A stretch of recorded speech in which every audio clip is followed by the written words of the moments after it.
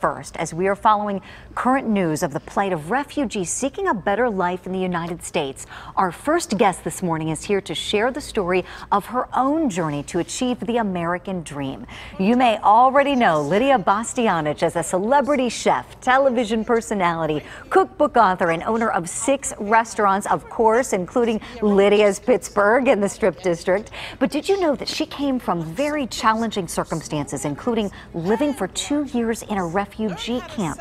Now, Lidia is telling the story of her remarkable life in her new memoir, My American Dream, a life of love, family, and food. And we are so happy to have Lidia with us this morning. Lidia, welcome to you. Buongiorno, Julie. Oh, buongiorno. Thank you for being here. My pleasure. So I have a copy of your fantastic memoir here in my hand. Okay. Why did you want to write this? Well, you know, I have a story, my life story, and it was challenging, but, you know, basically I'm a chef and I love that life, and I thought people wanted to know basically me as a chef and my recipes.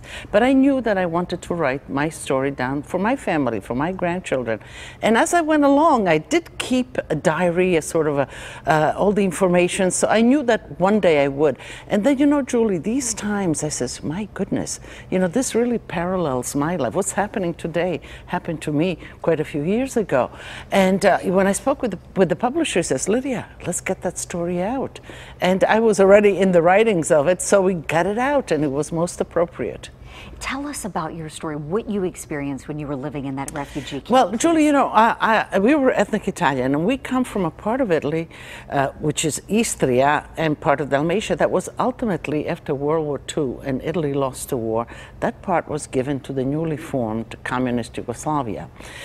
I was just born at the time, the Iron Curtain went up, we got caught into communism, couldn't speak Italian, couldn't go to church, and ultimately my parents decided that we needed to get out of there, escaped back into Italy. Coming back into Italy, Trieste was the big city. We had relatives there because, you know, the border went down, but some of us were here, some of us were there. And we were put in a political refugee camp because we didn't have the papers, they didn't know, you know, where or what to do. And we stayed there for 2 years, as you said, ultimately coming to the United States in 1958. What was it like living there in that camp?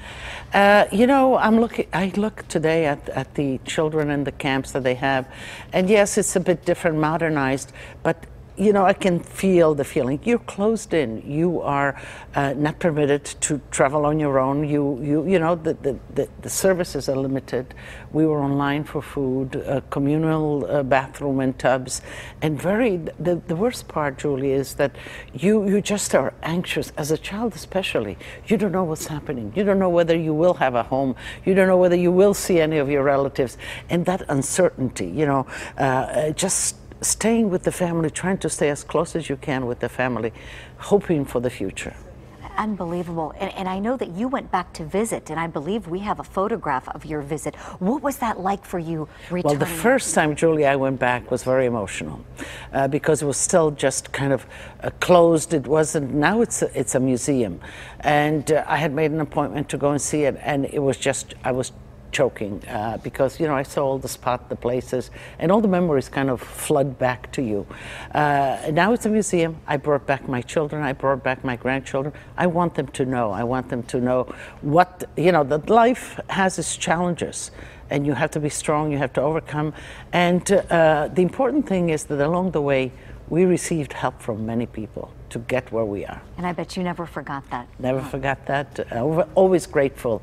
And of course, the biggest gift is the possibility of coming to America and building our life as Americans. Yes, you lived the American dream. You truly did.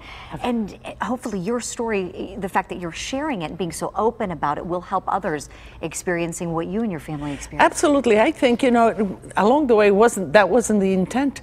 But in a sense, you know, that's not what I started with. But I said, yes, my story is a story of struggle, of camps and whatever, but ultimately it's a winning story. And so I hope that this kind of brings out to everybody, yes, if you're given an opportunity, if people help each other, and if you really give it your all, because let me tell you, Julie, you know, as a family, we really stuck together, we really worked, and we really made the American dream happen because the opportunity that America gave us. So I want my story as a positive story. It can be done. I did it. Beautifully, and you've had so much success. God bless you. You've had tremendous success in life.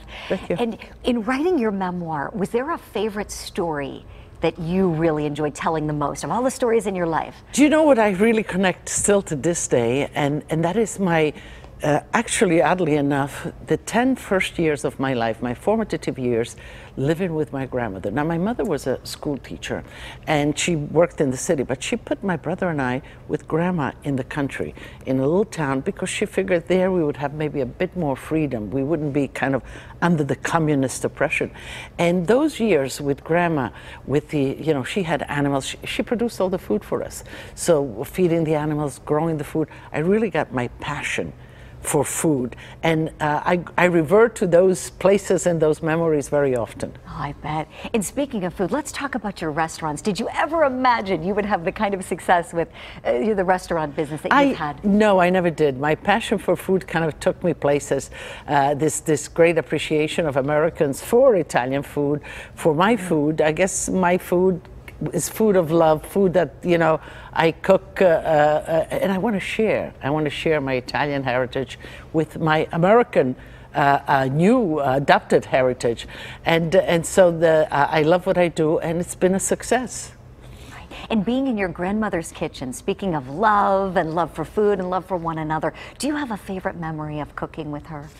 I do, you know, especially making dough, whether it was bread, whether it was gnocchi, whether it was pasta. She would put a little stool for me because I was still small to reach the table, and she would kind of tell me, now knead this, and the feeling of dough in my hands, I still love it. You can remember that today, absolutely, can't you? You just remember the smells and how you felt. And absolutely. Oh, no doubt your grandma's so proud of you and all you've accomplished. Yes, yes, thank you, thank you. Absolutely, I love it, you know, and I love coming here to Pittsburgh also because that's one of my kind of adopted cities, if you will. Yes, and you were at your restaurant last night, right? And I was at we did a dinner with my memoir dinner, and tonight we're having another dinner, but you know, we're doing a lot of exciting things, and I'm so excited to share it, and you know, if people like to join us, we do once on Friday, February, I think, no, it's Friday, July 21st. We have a patio, a nice patio, and we're doing a cocktail party on the patio, so everybody's welcome. We're going to do an event with Alfa Romeo, and I want to really share this with you. Sure. Alfa al Fresco, and that's August 10th, yes. 5 o'clock, where people, the street, 13th Street, is going to be closed between Penn Avenue and Smallman Street, and people are going to be able to test drive the Alfa Romeo, and then after they have test drive, we'll have cocktails, and the chef will come out and grill some food, so we'll have a lot of fun. Fantastic. Lidia Bastianich, thank you so much for being with us here at KDK today. Thanks, we really Julie. appreciate it. Congrats on your new memoir. Grazie. And I want to tell all of you that you can read more of Lidia's remarkable, inspirational story in her new book, My American Dream, A Life of Love, Family, and Food. And of course, you can also enjoy her food, her wine, and the atmosphere at Lidia's Pittsburgh on Smallman Street in the Strip District. Look for more on the restaurant, her many books, her TV show, and more on her website. You can find a link. We've put it up for you at kdka.com/PTL.